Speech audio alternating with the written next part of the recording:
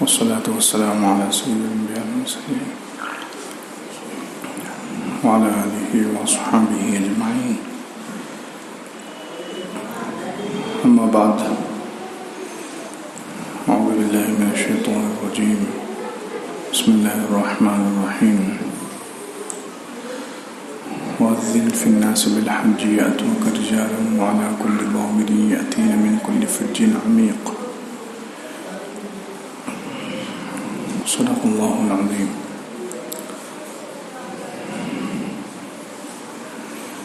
اللهم صل على سيدنا محمد وعلى آل سيدنا محمد وبارك وسلم.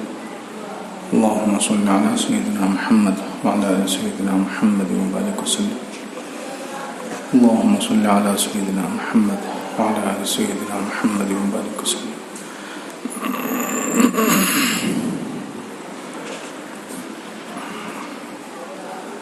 بزرگان محترم، معزز سامعین، مصلیان کرام،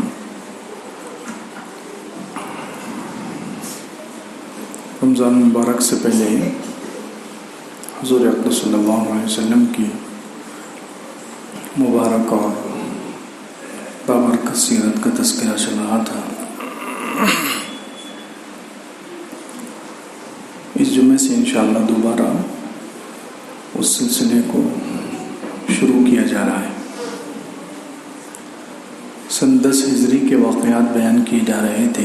حضور اقدس صلی اللہ علیہ وسلم جب ہجرت کر کے مدینہ منورہ تشریف لائے تو اس کے 10ویں سال سن 10 ہجری میں جو واقعات پیش آئے،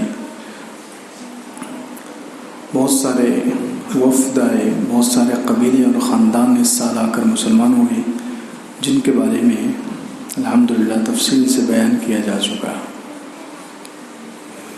اب اسی 10ویں سال ذی القعدہ کے مہینے میں، یعنی رمضان کے بعد جو شوال ہے، شوال کے بعد جو مہینہ ہے ذی القعدہ، ذی القعدہ کے اخیر میں حضور اقدس صلی اللہ علیہ وسلم حج کے ارادے سے مدینہ منورہ سے نکلے. اسلام میں حج بہت اہم اور بہت بڑی عبادت ہے. حج کا اسلام میں بہت بڑا درجہ ہے. اللہ تعالیٰ کی طرف سے ایک بہت بڑا فریضہ ہے، وَلِلَّهِ عَلَى النَّاسِ حِجُّ الْبَيْتِ مَنِ اسْتَطَاعَ إِلَيْهِ سَبِيلًا. اللہ تعالیٰ نے قرآن میں اس کی فرض ہونے کو، جس کے اندر استطاعت ہے، جس کے پاس مال ہے، جس کے پاس ذات راہ، راستے کا توشہ ہے، تو اس پر اللہ تعالیٰ نے حج کو فرض کیا ہے. اور بہت عاشقانہ عبادت ہے.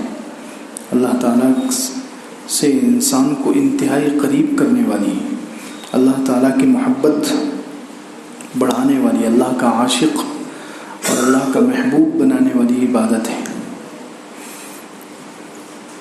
اسی لیے علماء نے لکھا ہے کہ جو حج صحیح کر لیتا ہے اس کا ایمان مکمل ہو جاتا ہے، اور پھر اس کا کفر کی طرف پلٹنا مشکل ہو جاتا ہے.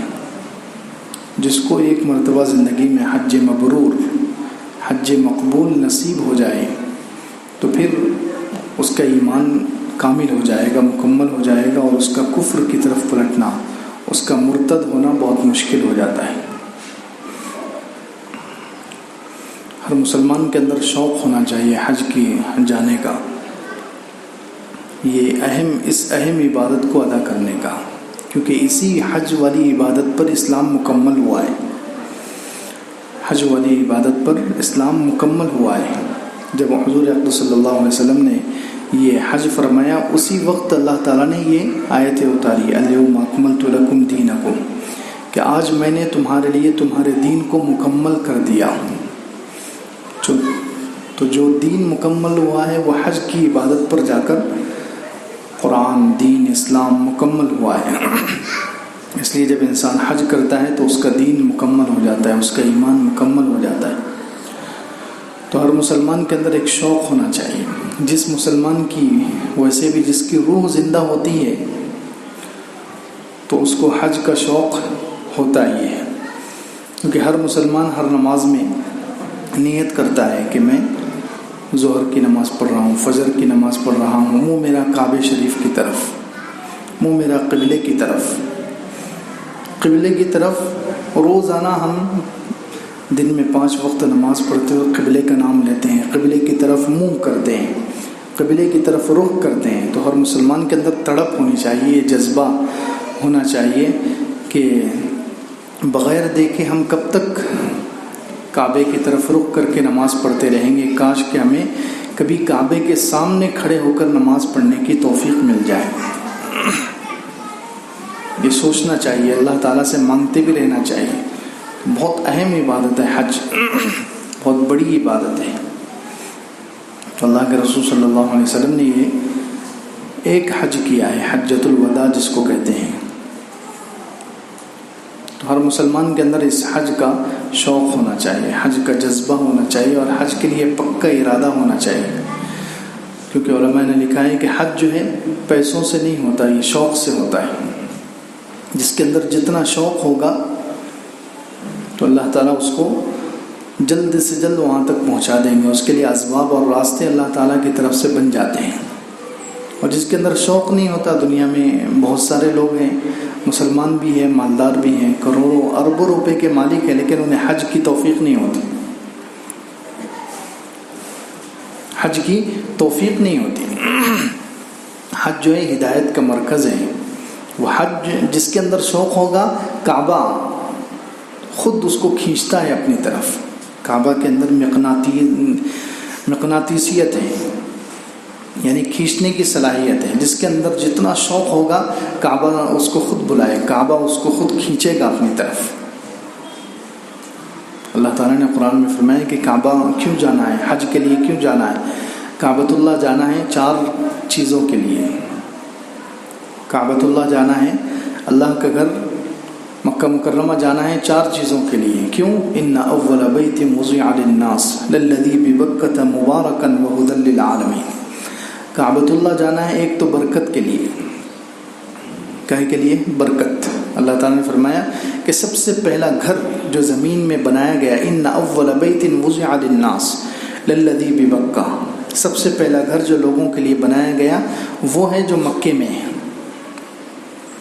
مبارکن، برکت، بابرکت ہے، وہ برکت کا گویا مرکز ہے، وہ برکت کا خزانہ ہے۔ تو اس لیے کعبۃ اللہ جانا ہے ایک تو برکت لینے کے لیے کہ وہاں سے برکت لیں، دوسرے وہدی للعالمین، وہ سارے عالموں کے لیے ہدایت ہے، ہدایت کا مرکز ہے، اس کے اندر ہدایت بھری ہوئی ہے، اس کے اندر نورانیت بھری ہوئی ہے۔ تو دوسرے جانا ہے وہاں سے ہدایت لینے کے لیے۔ فیہ آیات بینات مقام ابراہیم ومن دخلہ کان آمنا۔ تیسرے وہاں پر جانا ہے جہاں اس 4 پارے میں بھی اللہ تعالیٰ نے بیان کیا اور پہلے پارے میں بیان کیا، وَإِذْ جَعَلْنَا الْبَيْتَ مَثَابَةً لِلنَّاسِ وَأَمْنًا۔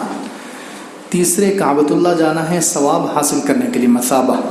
اللہ تعالیٰ نے اپنا گھر بنایا ہے لوگوں کے ثواب کے لیے، تو وہاں نیکیاں بڑھ جاتی ہیں، نیکیوں کا ثواب بڑھ جاتا ہے۔ معمولی بات نہیں کہ وہاں جا کر انسان کعبۃ اللہ میں رہ کر 1 رکعت نفل نماز پڑھ لے تو 1,00,000 نفل نمازوں کے برابر، 1 مرتبہ سبحان اللہ کہہ دے تو ڈائریکٹ اس کی نیکیاں 1,00,000 کے برابر ہو جاتی۔ 1 مرتبہ لا الہ الا اللہ کہہ دے، 1,00,000 مرتبہ لا الہ الا اللہ کا ثواب ملے۔ اندازہ لگائیں نیکیاں، ثواب کتنا بڑھ جاتا ہے وہاں پر۔ تو تیسری چیز ثواب حاصل کرنے کے لیے جانا ہے۔ چوتھے وہ امن، سکون، اطمینان حاصل کرنے کے لیے جانا ہے۔ یہ 4 چیزیں اللہ تعالیٰ نے قرآن میں بیان فرمائی کہ کعبۃ اللہ جاؤ ان چیزوں کے لیے۔ کعبۃ اللہ جانا ہے ان 4 چیزوں کے حصول کے لیے، برکت کے لیے، ہدایت حاصل کرنے کے لیے، اور امن، سکون حاصل کرنے کے لیے، اور ثواب حاصل کرنے کے لیے۔ ان 4 نیتوں سے کعبۃ اللہ جانا چاہیے، چاروں وہاں پر رکھی ہوئی ہے۔ خیر کعبۃ اللہ میں اللہ تعالیٰ نے یہ تاثیر رکھی ہے کہ وہ خود کھینچتا ہے انسان کو، انسان کے اندر شوق ہونا چاہیے۔ آج تک جو ہے کتنے سارے لوگ، غریب سے غریب مسلمان، جن کے پاس دنیاوی اعتبار سے کوئی ساز و سامان نہیں، اسباب نہیں، لیکن ان کے اندر شوق تھا، اللہ تعالیٰ نے ان کو پہنچا دیا۔ شوق کی وجہ سے کتنے لوگوں کا حج ہو جاتا ہے، بس شوق۔ آج کل تو ہم یہ سمجھ رہے ہیں کہ حج بہت مہنگا ہو گیا، کیسے جائیں گے؟ نہیں، شوق ہو انسان کا، اللہ تعالیٰ کہاں سے اسباب بناتا ہے انسان سوچ بھی نہیں سکتا۔ سب سے پہلی چیز کعبۃ اللہ جانے کے لیے، حج کے لیے شوق، کہ حج جو ہے شوق سے کیا جاتا ہے، انسان کے اندر اللہ کی محبت ہو، کعبۃ اللہ کو دیکھنے کا شوق ہو، اس اہم عبادت کو ادا کرنے کا جذبہ ہو کہ نہیں مجھے یہ مبارک اور یہ بڑی عبادت مجھے ادا کرنا ہے۔ جتنا شوق ہوگا اتنا آسان ہوگا۔ اسی لیے انبیاء علیہ الصلوۃ والسلام تو اس زمانے میں کتنے انبیاء علیہ الصلوۃ والسلام نے پیدل حج کیے۔ اس زمانے میں حضرات انبیاء علیہ السلام کا دور سوچیے، آج سے ہزاروں سال پہلے، اس زمانے میں نہ اتنے اسباب تھے، نہ ٹرین، نہ بس، نہ ہوائی جہاز، نہ پانی کے جہاز، کچھ بھی نہیں۔ اونٹوں پر سفر ہوتا تھا، گھوڑوں پر، کبھی پیدل، لیکن جن کے اندر شوق ہوتا تھا وہ برابر حج کرتے تھے۔ ہر زمانے میں لوگوں نے حج کیا، ہر زمانے میں، حضرت آدم علیہ السلام سے لے کر آج تک ہر زمانے میں حج ہوا ہے۔ جن کے اندر شوق تھا اللہ تعالیٰ نے ان کو پہنچایا ہے۔ تو اس لیے حج جو ادا ہوتا ہے وہ شوق سے ادا ہوتا ہے۔ اپنے اندر شوق ہونا چاہیے کہ مجھے اس مبارک جگہ جانا ہے۔ جتنا شوق ہوگا اتنا اللہ تعالیٰ آسان کر دیں گے۔ تو ایک تو اس کے اندر اللہ تعالیٰ نے ہدایت کو چھپا کر رکھا ہے، کعبۃ اللہ کے اندر ثواب ہے، وہاں پر امن اور سکون ہے، ساری چیزیں اللہ تعالیٰ نے کعبۃ اللہ کے اندر رکھی ہے۔ پھر حج کرنے سے گناہ معاف ہو جاتے ہیں، کتنی فضیلتیں بیان کی گئی ہیں۔ حج کی وجہ سے پچھلے سارے گناہ معاف ہو جاتے ہیں۔ انسان ایسا ہو جاتا ہے جیسے ابھی ماں کے پیٹ سے پیدا ہوا۔ یہ حدیث میں الفاظ ہیں کہ جس نے حج کیا، من حج فلم یرفث ولم یفسق، جس نے حج کیا اور اس میں کوئی گناہ نہیں کیا، فسق و فجور نہیں کیا، گندی بات نہیں کی، تو وہ حج سے رجع کیوم ولدتہ امہ، او کما قال علیہ الصلوۃ والسلام، وہ ایسے واپس آتا ہے جیسے آج ہی اس کی ماں نے اس کو جنا ہے، آج ہی وہ اپنی ماں سے پیدا ہوا۔ جیسے بچہ پیدا ہوتا ہے اس کے اوپر کوئی گناہ نہیں ہوتا، ایسے ہی انسان حج کر کے آتا ہے تو وہ بالکل معصوم ہو جاتا ہے، اس کے سارے گناہ معاف ہو جاتے ہیں۔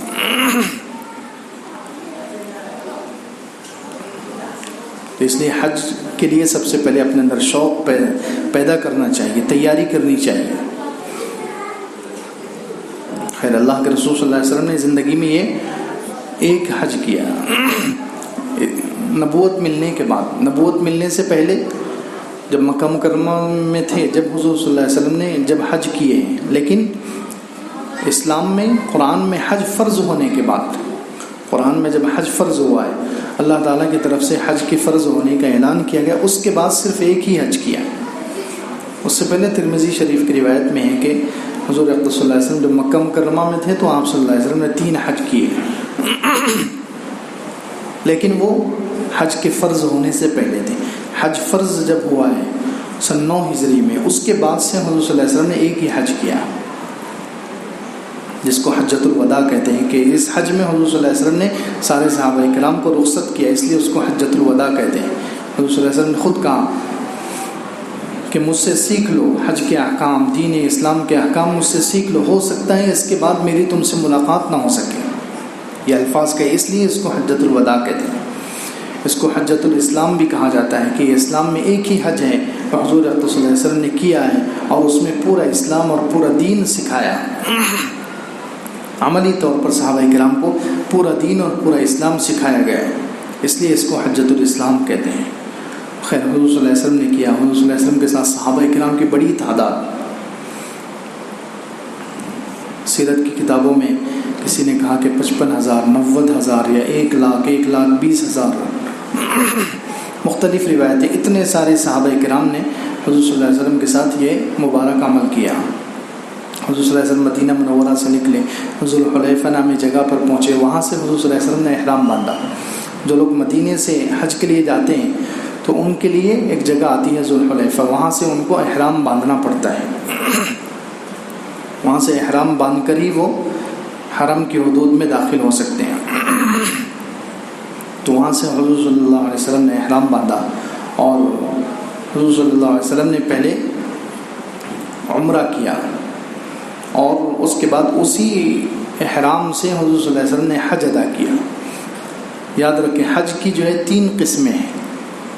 حج کی 3 قسمیں ہیں. ایک تو ہے حج قران، ایک ہے حج تمتع، اور ایک ہے حج افراد.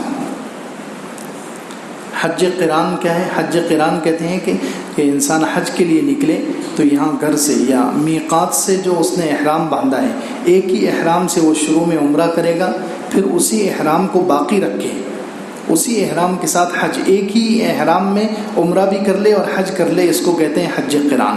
یہ سب سے مشکل ہے، یہ سب سے مشکل ہے کہ جتنے دن جہاں سے احرام باندھا ہے تو حج مکمل ہونے تک احرام کو کھولنا نہیں ہے. احرام کی پابندیاں ہوتی ہیں.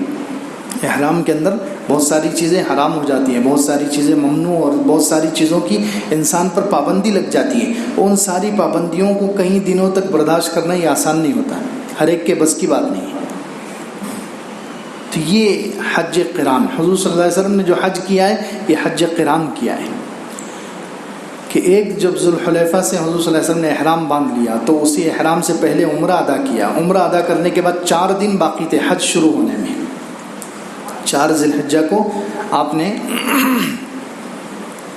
عمرہ کیا. اس کے بعد تقریباً 4 دن باقی تھے.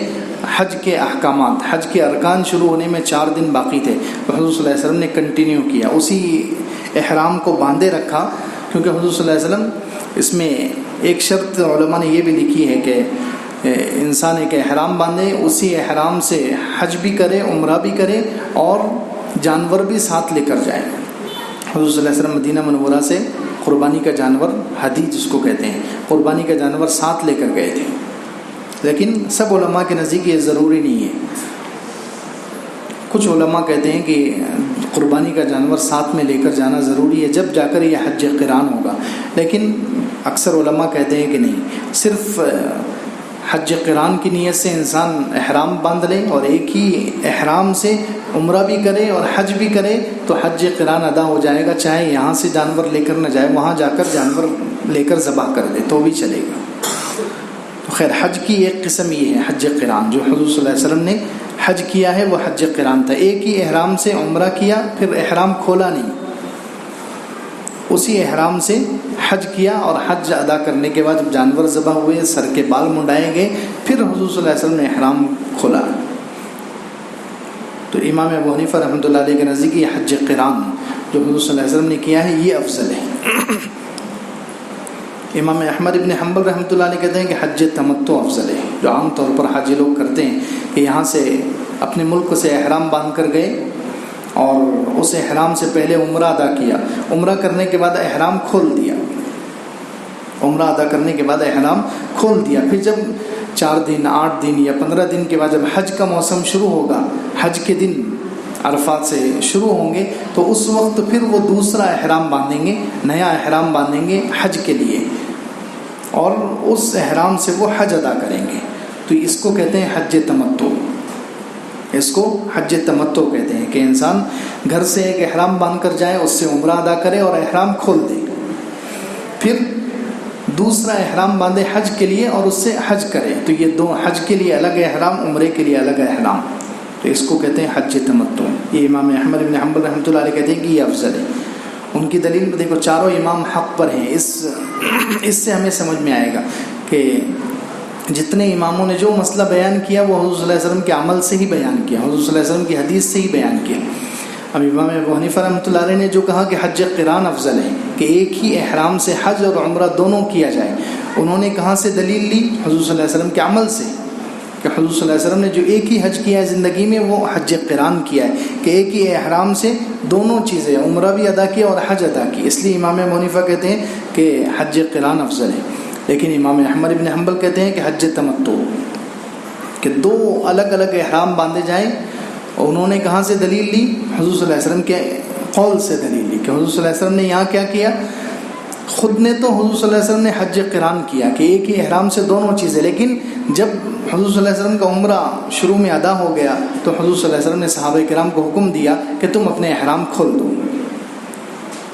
تم اپنے احرام کھول دو، تم نے عمرہ ادا کر لیا، تم احرام کھول دو. اب جب حج 4 دن کے بعد جب حج کا موسم شروع ہوگا تو تم نیا احرام باندھ کر حج کر لینا. یہ یعنی ان کو حضور صلی اللہ علیہ وسلم نے صحابہ کرام کو حج تمتع کا حکم دیا. اور حضور صلی اللہ علیہ وسلم نے صحابہ کرام پریشان ہو گئے کہ حضور خود تو احرام نہیں کھول رہے اور ہمیں حکم دے رہے ہیں. حضور خود تو احرام نہیں کھول رہے اور ہمیں احرام کھولنے کا حکم دے رہے ہیں. حضور صلی اللہ علیہ وسلم نے وضاحت کی کہ میں وہاں سے مدینہ منورہ سے اپنے جانور ساتھ میں لے کر آیا ہوں. حضور صلی اللہ علیہ وسلم 100 جانور ساتھ میں لے کر آئے تھے قربانی کے لیے. کتنے؟ 100 جانور ساتھ میں لے کر آئے تھے. اس میں سے 63 جانور خود حضور صلی اللہ علیہ وسلم نے اپنے مبارک ہاتھوں سے ذبح کیے اور باقی کے جو 37 جانور تھے وہ حضرت علی رضی اللہ عنہ نے ذبح کیے. حضور صلی اللہ علیہ وسلم نے اس میں اشارہ بھی کر دیا کہ میری عمر 63 سال ہوگی. اس لیے حضور صلی اللہ علیہ وسلم نے اپنے مبارک ہاتھوں سے 63 اونٹ 63 جانور ذبح کیے. خیر حضور صلی اللہ علیہ وسلم نے کہا کہ میری مجبوری، میں وہاں سے جانور ساتھ میں لایا ہوں اس لیے میں احرام نہیں کھولوں گا، تم لوگ احرام کھول دو. تو صحابہ کرام نے احرام کھول دیے. اس لیے امام احمد بن حنبل رحمۃ اللہ علیہ کہتے ہیں کہ حج تمتع افضل ہے. کہ حضور صلی اللہ علیہ وسلم نے صحابہ کرام کو حکم دیا کہ تم پہلا جو احرام ہے اس سے صرف عمرہ ادا کرو اور احرام کھول دو، اس کے بعد حج کے لیے الگ احرام باندھو اور اس سے حج کرو.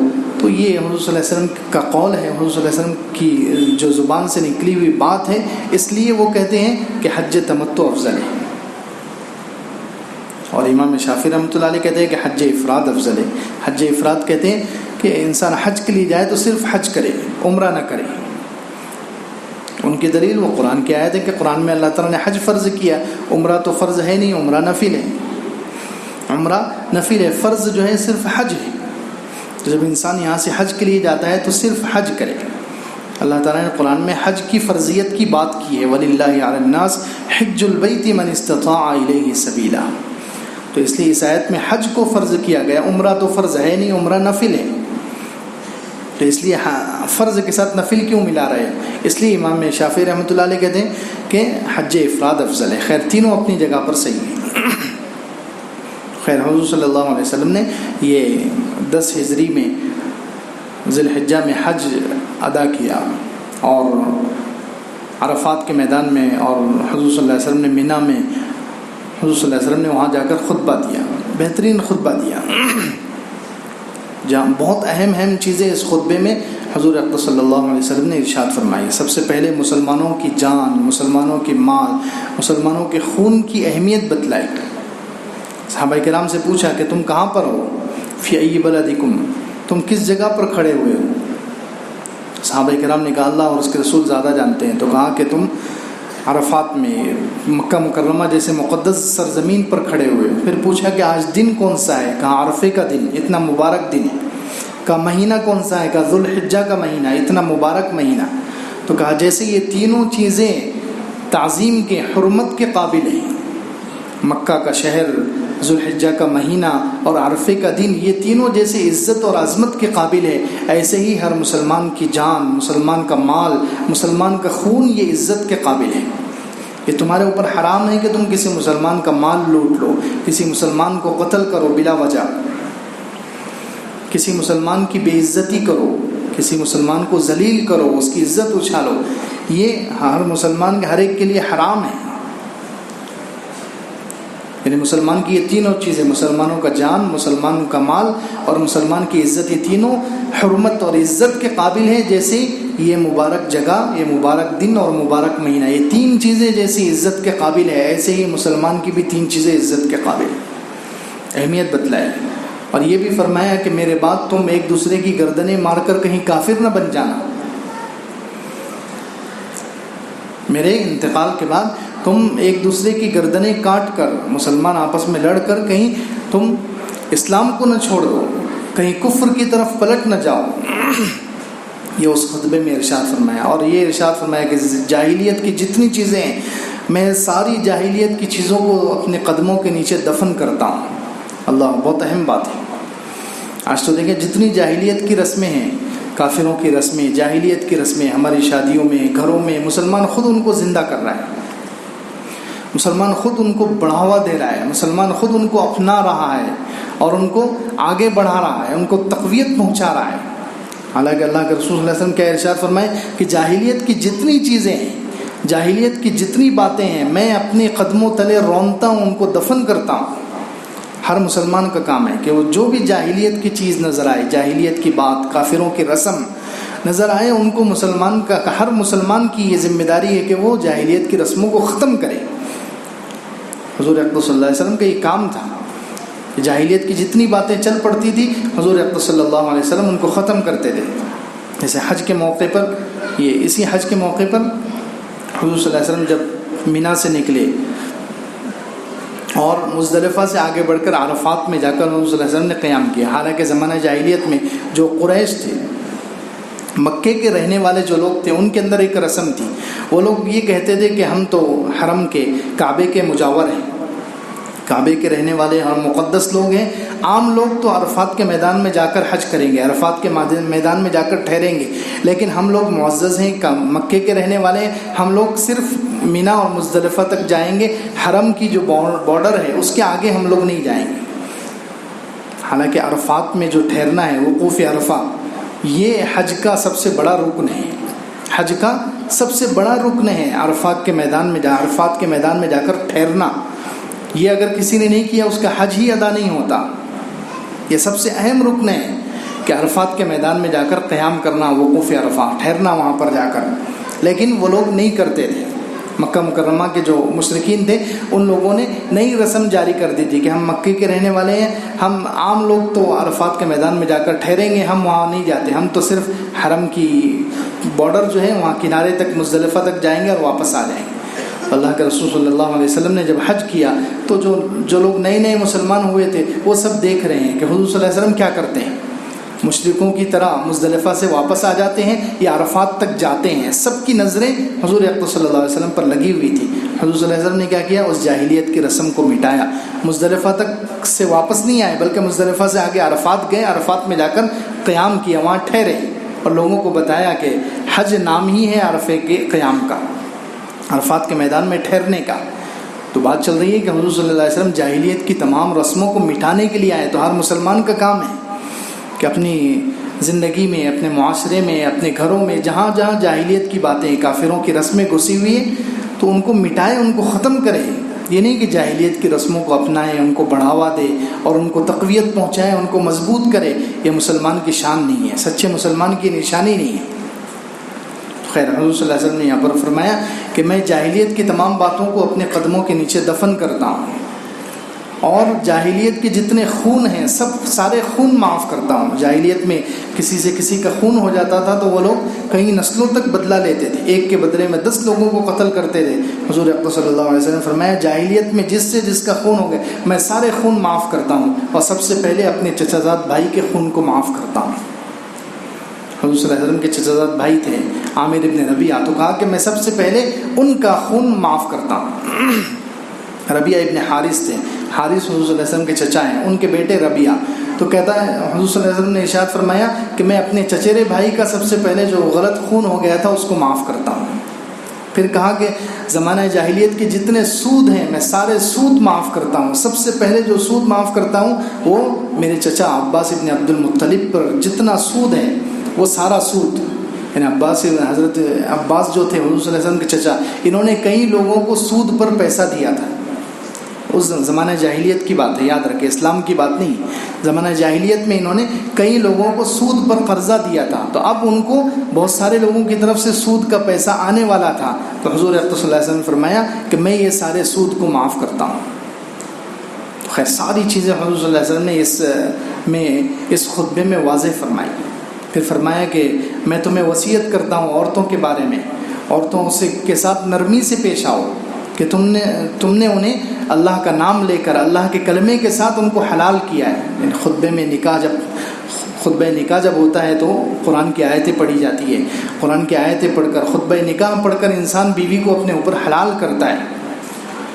تو کہا کہ میں عورتوں کے ساتھ تمہیں بھلائی کی، اچھا سلوک کرنے کی وصیت کرتا ہوں کہ کیونکہ تم نے انہیں اللہ کے کلمے کے ساتھ حلال کیا ہے، لہٰذا ان کے ساتھ اچھا سلوک کرو۔